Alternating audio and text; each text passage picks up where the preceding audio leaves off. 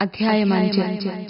ജനങ്ങളിൽ നിന്ന് ജനങ്ങൾക്ക് വേണ്ടി തിരഞ്ഞെടുക്കപ്പെടുന്ന പ്രധാന പുരോഹിതൻ ദൈവിക കാര്യങ്ങൾക്ക് നിയമിക്കപ്പെടുന്നു.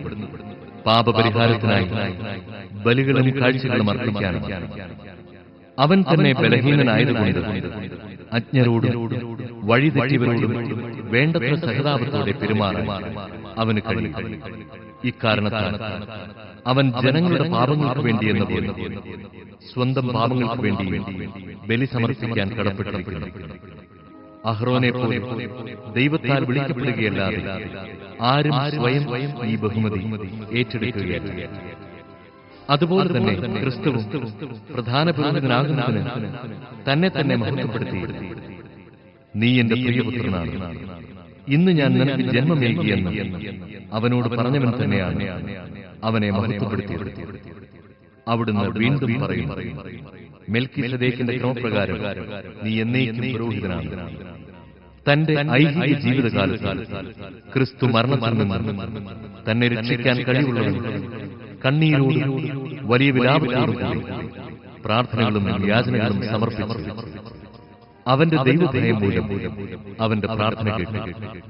പുത്രനായിരുന്നിട്ടും തന്റെ സഹനത്തിലൂടെ അവൻ അനുസരണം അഭ്യസിച്ചു. പരിപൂർണനാക്കപ്പെട്ടതുവഴി അവൻ തന്നെ അനുസരിക്കുന്നവർക്കെല്ലാം നിത്യരക്ഷയുടെ ഉറവിടമാണ്. എന്തെന്നാൽ മെൽക്കിസദേക്കിന്റെ ക്രമപ്രകാരം അവൻ പ്രധാന പുരോഹിതനായി ദൈവത്താൽ നിയോഗിക്കപ്പെട്ടു. ഇതേക്കുറിച്ച് ഇനിയും ധാരാളം ഞങ്ങൾക്ക് പറയാനുണ്ട്. നിങ്ങൾ ഗ്രഹിക്കുന്നതിൽ പിന്നോക്കമായതുകൊണ്ട് അതെല്ലാം വിശദീകരിക്കുക വിഷമമാണ്. ഇതിനകം നിങ്ങൾ എല്ലാവരും പ്രബോധകരാകേണ്ടിയിരുന്നവരാണ്.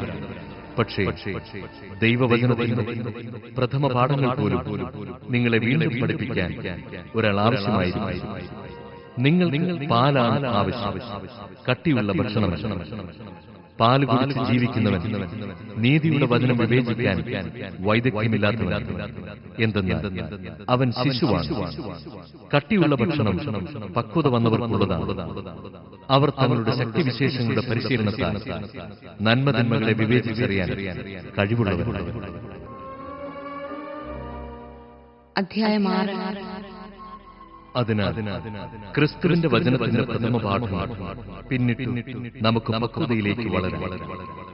നിർജീവ പ്രവൃത്തികളിൽ നിന്നുള്ള തിരിച്ചുവരവ്, ദൈവത്തിലുള്ള വിശ്വാസം, ജ്ഞാനസ്നാനത്തെ സംബന്ധിക്കുന്ന പ്രബോധനം, കൈവയ്പ്, മരിച്ചവരുടെ ഉയർവ്, നിത്യവിധി, ഇവയ്ക്ക് വീണ്ടും ഒരടിസ്ഥാനമിടേണ്ടതുണ്ട്. ദൈവം അനുവദിക്കുന്നെങ്കിൽ നമുക്ക് മുന്നോട്ട് പോകാം. ഒരിക്കൽ പ്രകാശം ലഭിക്കുകയും സ്വർഗീയ സമ്മാനം ആസ്വദിച്ചറിയുകയും പരിശുദ്ധാത്മാവിൽ പങ്കുകാരാവുകയും ദൈവവചനത്തിന്റെ നന്മയും വരാനിരിക്കുന്ന യുഗത്തിന്റെ ശക്തിയും രുചിച്ചറിയുകയും ചെയ്തവർ വീണു പോവുകയാണെങ്കിൽ അവരെ അനുതാപത്തിലേക്ക് പുനരാനയിക്കുക അസാധ്യമാണ്. കാരണം അവർ ദൈവപുത്രനെ സ്വമനസ്സ അധിക്ഷേപിക്കുകയും വീണ്ടും കുരിശിൽ തറയ്ക്കുകയും ചെയ്യും. കൂടെ കൂടെ പെയ്യുന്ന മഴവെള്ളം കുടിക്കുകയും ആർക്കു വേണ്ടി കൃഷി ചെയ്യപ്പെടുന്നുവോ അവരുടെ പ്രയോജനത്തിനായി സസ്യങ്ങളെ മുളപ്പിക്കുകയും ചെയ്യുന്ന ഭൂമി ദൈവത്തിൽ നിന്ന് അനുഗ്രഹം പ്രാപിക്കും. ഞെരിഞ്ഞിലുകളും മുള്ളുകളുമാണ് പുറപ്പെടുവിക്കുന്നതെങ്കിലും അത് പരിത്യക്തമായി. അതിന്മേൽ ശാപം ആസന്നവുമാണ്. ദഹിപ്പിക്കപ്പെടുക എന്നതായിരിക്കും അതിന്റെ അവസാനം. പ്രിയപ്പെട്ടവരെ, ഞങ്ങളിങ്ങനെ സംസാരിക്കുന്നുവെങ്കിൽ ഉത്തമവും രക്ഷാകരവുമായ ഗുണങ്ങൾ നിങ്ങളിലുണ്ടെന്ന് ഞങ്ങൾക്ക് ബോധ്യമുണ്ട്. നിങ്ങളുടെ പ്രവൃത്തികളും വിശുദ്ധർക്ക് നിങ്ങൾ ചെയ്തതും ചെയ്യുന്നതുമായ ശുശ്രൂഷയിലൂടെ തന്റെ നാമത്തോട് കാണിച്ച സ്നേഹവും വിസ്മരിക്കാൻ മാത്രം നീതിരഹിതനല്ല ദൈവം. നിങ്ങളിൽ ഓരോരുത്തരും നിങ്ങളുടെ പ്രത്യാശയുടെ പൂർത്തീകരണത്തിനായി അവസാനം വരെ ഇതേ ഉത്സാഹം തന്നെ കാണിക്കണമെന്ന് ഞങ്ങൾ ആഗ്രഹിക്കുന്നു. അങ്ങനെ നിരുത്സാഹരാകാതെ വിശ്വാസവും ദീർഘക്ഷമയും വഴി വാഗ്ദാനത്തിന്റെ അവകാശികളായവരെ അനുകരിക്കുന്നവരാകുന്ന നിങ്ങൾ. ദൈവം അബ്രാഹത്തിന് വാഗ്ദാനം നൽകിയപ്പോൾ തന്നെക്കാൾ വലിയവനെക്കൊണ്ട് ശപഥം ചെയ്യാൻ ആരുമില്ലാതിരുന്നതിനാൽ തന്നെ കൊണ്ട് തന്നെ ശപഥം ചെയ്തു പറഞ്ഞു, നിശ്ചയമായും നിന്നെ ഞാൻ അനുഗ്രഹിക്കുകയും വർദ്ധിപ്പിക്കുകയും ചെയ്യും. അബ്രാഹാം ദീർഘക്ഷമയോടെ കാത്തിരുന്ന് ഈ വാഗ്ദാനം പ്രാപിച്ചു. മനുഷ്യർ തങ്ങളെക്കാൾ വലിയവനെ കൊണ്ടാണല്ലോ ശപഥം ചെയ്യുന്നത്. ശപഥമാണ് അവരുടെ എല്ലാ തർക്കങ്ങളും തീരുമാനിക്കുന്നത്. അവസാന വാക്ക്. ദൈവം തന്റെ തീരുമാനത്തിന്റെ അചഞ്ചലത വാഗ്ദാനത്തിന്റെ അവകാശികൾക്ക് കൂടുതൽ വ്യക്തമാക്കി കൊടുക്കാൻ നിശ്ചയിച്ചപ്പോൾ ഒരു ശപഥത്താൽ ഈ തീരുമാനത്തെ ഉറപ്പിച്ചു. മാറ്റമില്ലാത്തതും ദൈവത്തെ സംബന്ധിച്ച് വ്യാജമാകാത്തതുമായ ഈ രണ്ട് കാര്യങ്ങളിലൂടെ നമ്മുടെ മുമ്പിൽ വയ്ക്കപ്പെട്ടിരിക്കുന്ന പ്രത്യാശയെ മുറുകെ പിടിക്കുന്നതിന് യത്നിക്കുന്ന നമുക്ക് വലിയ പ്രോത്സാഹനം ലഭിക്കും. ഈ പ്രത്യാശ നമ്മുടെ ആത്മാവിനെ സുരക്ഷിതവും സുസ്ഥിരവുമായ നങ്കൂരം പോലെ നമ്മുടെ മുന്നോടിയായി യേശു മെൽക്കിസദേക്കിന്റെ ക്രമപ്രകാരം എന്നേക്കും പുരോഹിതനായിക്കൊണ്ട് ഏത് വീട്ടിൽ പ്രവേശിച്ചു അതേ വീട്ടിലേക്ക് ഈ പ്രത്യാശ കടന്നു ചെല്ലുന്നു. അധ്യായം 7. രാജാക്കന്മാരെ വധിച്ചതിനു ശേഷം മടങ്ങി വന്നു അബ്രാഹത്തെ കണ്ടപ്പോൾ സലേമിലെ രാജാവ് അത്യുന്നതനായ ദൈവത്തിന്റെ പുരോഹിതനുമായ മെൽക്കിസദേക്ക് അവനെ അനുഗ്രഹിച്ചു. സകലത്തിന്റെയും ദശാംശം അബ്രാഹാം അവന് നൽകി. അവന്റെ പേരിന് ഒന്നാമത് നീതിയുടെ രാജാവെന്ന്, രണ്ടാമത് സലേമിന്റെ സമാധാനത്തിന്റെ രാജാവെന്നുമാണ് അർത്ഥം. അവന് പിതാവും മാതാവും വംശപരമ്പരയോ ഇല്ല. അവന്റെ ദിവസങ്ങൾക്ക് ആരംഭമോ ആയുസ്സിന് അവസാനമോ ഇല്ല. ദൈവപുത്രന് സദൃശനായ എന്നേക്കും പുരോഹിതനാണ്. അവൻ എത്ര വലിയവൻ എന്ന് കാണുക. പൂർവ്വപിതാവായ അബ്രാഹാം യുദ്ധത്തിൽ പിടിച്ചെടുത്തവയുടെ ദശാംശം അവന് കൊടുത്തുവരുന്നു. ലേവിയുടെ പുത്രന്മാരും പൗരോഹിത്യം സ്വീകരിച്ചിരുന്നവർക്ക് തങ്ങളുടെ സഹോദരരും അബ്രാഹത്തിന്റെ മക്കളുമായിരുന്ന ജനങ്ങളിൽ നിന്ന് പോലും ദശാംശം വാങ്ങാൻ നിയമത്തിന്റെ അനുശാസനമുണ്ടായിരുന്നു. എന്നാൽ അവരുടെ വംശാവലിയിൽ പെടാതിരുന്നിട്ടും മെൽക്കിസേദെക്ക് അബ്രാഹത്തിൽ നിന്ന് ദശാംശം വാങ്ങുകയും വാഗ്ദാനം സ്വീകരിച്ചിരുന്ന അബ്രാഹത്തെ അനുഗ്രഹിക്കുകയും ചെയ്തു. ചെറിയവൻ വലിയവനാൽ അനുഗ്രഹിക്കപ്പെടും. തർക്കമില്ല. ലേവ്യ പുരോഹിതന്മാരുടെ കാര്യത്തിൽ മരണമുള്ള മനുഷ്യരാണ് ദശാംശം വാങ്ങുന്നത്. മെൽക്കിസദേക്കിന്റെ കാര്യത്തിലാകട്ടെ ജീവിച്ചിരിക്കുന്നുവെന്ന് സാക്ഷ്യമുള്ളവൻ വാങ്ങും. ദശാംശം വാങ്ങിയിരുന്ന ലേവി പോലും അബ്രാഹത്തിലൂടെ ദശാംശം കൊടുത്തു എന്ന് പറയാവുന്നതാണ്. എന്തെന്ന് മെൽക്കിസേദെക്ക് അബ്രാഹത്തെ കണ്ടുമുട്ടുമ്പോൾ ലേവി അബ്രാഹത്തിന്റെ അജാത സന്താനമായിരുന്നു. ലേവ്യ പൗരോഹിത്യം വഴിയാണ് ജനങ്ങൾക്ക് നിയമം നൽകപ്പെട്ടു. ആ പൗരോഹിത്യം വഴി പൂർണ്ണത പ്രാപിക്കാൻ കഴിയുമായിരുന്നു. അഹറോന്റെ ക്രമത്തിൽ നിന്ന് വ്യത്യസ്തമായി മെൽക്കിസദേക്കിന്റെ ക്രമപ്രകാരം വേറൊരു പുരോഹിതനുണ്ടാവുക ആവശ്യമായിരുന്നു. പൗരോഹിത്യത്തിൽ വ്യത്യാസം വരുമ്പോൾ നിയമത്തിലും അവശ്യം മാറ്റം. ഇവയൊക്കെ ആരെക്കുറിച്ച് പറയപ്പെട്ടിരിക്കുന്നുവോ അവൻ വേറൊരു വംശത്തിൽപ്പെട്ടവനാണ്.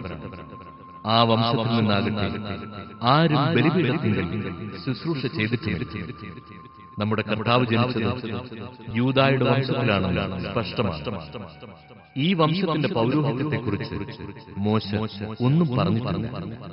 മെൽക്കിസദേക്കിന്റെ സാദൃശ്യത്തിൽ മറ്റൊരു പുരോഹിതൻ പ്രത്യക്ഷനാകുന്നതിൽ നിന്ന് ഇത് കൂടുതൽ വ്യക്തമാകും.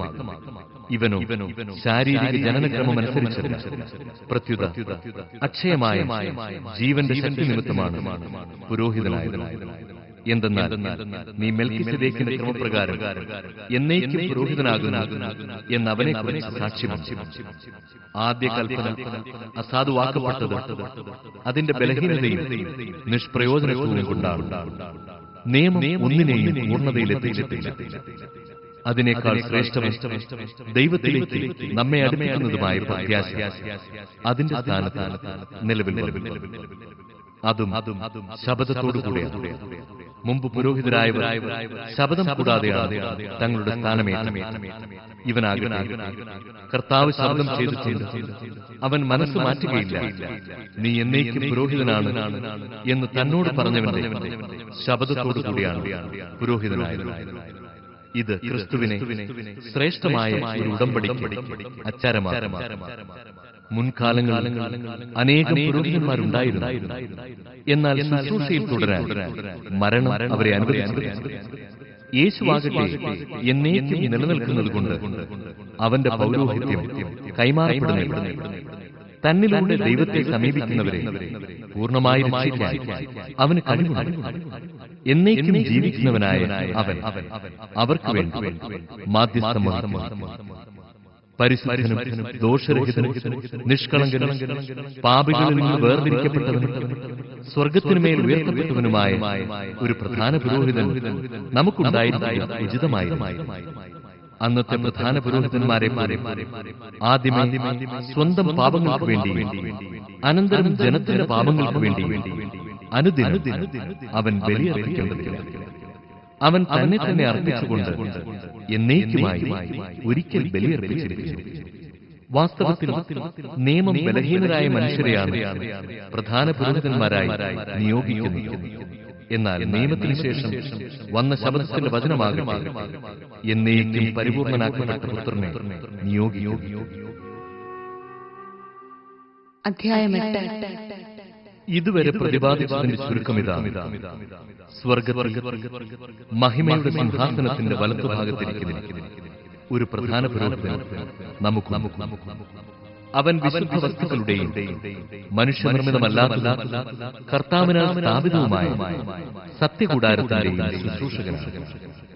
പ്രധാന പുരോഹിതന്മാർ കാഴ്ചകളും ബലികളും സമർപ്പിക്കുവാനാണ് നിയോഗിക്കപ്പെടുന്നത്. അതിനാൽ സമർപ്പിക്കാനായി എന്തെങ്കിലും ഉണ്ടായിരിക്കുക അവനും ആവശ്യമായിരുന്നു. അവൻ ഭൂമിയിലായിരുന്നെങ്കിൽ നിയമപ്രകാരം കാഴ്ചകൾ അർപ്പിക്കുന്ന പുരോഹിതന്മാർ അവിടെ ഉള്ളതുകൊണ്ട് പുരോഹിതനെയാകുമായിരുന്നു. സ്വർഗീയ വസ്തുക്കളുടെ സാദൃശ്യത്തെയും നിഴലിനെയുമാണ് അവർ ശുശ്രൂഷിക്കുന്നു. മോശ കൂടാരം തീർക്കാൻ ഒരുങ്ങിയപ്പോൾ ദൈവം ഇപ്രകാരം അവനെ ഉപദേശിച്ചു: പർവ്വതത്തിൽ വെച്ച് നിനക്ക് കാണിച്ചു തന്ന മാതൃകയനുസരിച്ച് എല്ലാം ചെയ്യാൻ ശ്രദ്ധിച്ചുകൊള്ളുക. ഇപ്പോഴാകട്ടെ ക്രിസ്തു കൂടുതൽ ശ്രേഷ്ഠമായ വാഗ്ദാനങ്ങൾ അധിഷ്ഠിതമായ ഒരു ഉടമ്പടിയുടെ മധ്യസ്ഥനായിരിക്കുന്നതുപോലെ പഴയതിനേക്കാൾ കൂടുതൽ ശ്രേഷ്ഠമായ ഒരു ശുശ്രൂഷക സ്ഥാനവും അവന് ലഭിച്ചിരിക്കുന്നു. ആദ്യത്തെ ഉടമ്പടി കുറ്റമറ്റതായിരുന്നെങ്കിൽ രണ്ടാമതൊന്നിന് അവസരമുണ്ടാകുമായിരുന്നു. അവിടുന്ന് അവരെ കുറ്റപ്പെടുത്തിക്കൊണ്ട് അരുളിച്ചെയ്യുന്നു. കർത്താവ് അരുളിച്ചെയ്യുന്നു: ഇസ്രായേൽ കുടുംബവും യൂദാ കുടുംബവുമായി ഞാനൊരു പുതിയ ഉടമ്പടി സ്ഥാപിക്കുന്ന ദിവസങ്ങൾ വരും. ആ ഉടമ്പടി അവരുടെ പിതാക്കന്മാരെ ഈജിപ്തിൽ നിന്ന് പുറത്തു കൊണ്ടുവരാൻ അവരെ കൈപിടിച്ച് നടത്തിയ ആ ദിവസം അവരുമായി ചെയ്ത ഉടമ്പടി പോലെ ആയിരിക്കുകയില്ല. എന്തെന്നാൽ കർത്താവ് അരുളിച്ചെയ്യുന്നു: അവർ എന്റെ ഉടമ്പടിയിൽ ഉറച്ചു നിന്നില്ല, അതുകൊണ്ട് ഞാനും അവരെ ശ്രദ്ധിച്ചില്ല. കർത്താവ് അരുളിച്ചെയ്യുന്നു: ആ ദിവസങ്ങൾക്ക് ശേഷം ഇസ്രായേൽ ഭവനവുമായി ഞാൻ ചെയ്യുന്ന ഉടമ്പടി ഇതാണ്. എന്റെ നിയമങ്ങൾ അവരുടെ മനസ്സിൽ ഞാൻ സ്ഥാപിക്കാം. അവരുടെ ഹൃദയത്തിൽ ഞാനവ ആലേഖനം ചെയ്യും. ഞാനവർ ദൈവമായി, അവർ എനിക്ക് ജനം. ആരും തന്റെ സഹപൗരനെയോ സഹോദരനെയോ കർത്താവിനെ അറിയുക എന്ന് പറഞ്ഞു പഠിപ്പിക്കേണ്ടതില്ല. എന്തെന്നാൽ അവരിലെ ഏറ്റവും ചെറിയവൻ മുതൽ ഏറ്റവും വലിയവൻ വരെ എല്ലാവരും എന്നെ അറിയാം. അവരുടെ അനീതികളുടെ നേർക്ക് ഞാൻ കരുണയുള്ളവനായിരിക്കും. അവരുടെ പാപങ്ങൾ ഞാൻ ഒരിക്കലും ഓർക്കുകയുമില്ല. പുതിയ ഒരു ഉടമ്പടിയെപ്പറ്റി പറയുന്നതുകൊണ്ട് ആദ്യത്തേതിനെ അവൻ കാലഹരണപ്പെടുത്തിയിരിക്കുന്നു. കാലഹരണപ്പെട്ടതും പഴക്കം ചെന്നതുമാകട്ടെ അപ്രത്യക്ഷമായിക്കൊണ്ടിരിക്കുന്നു.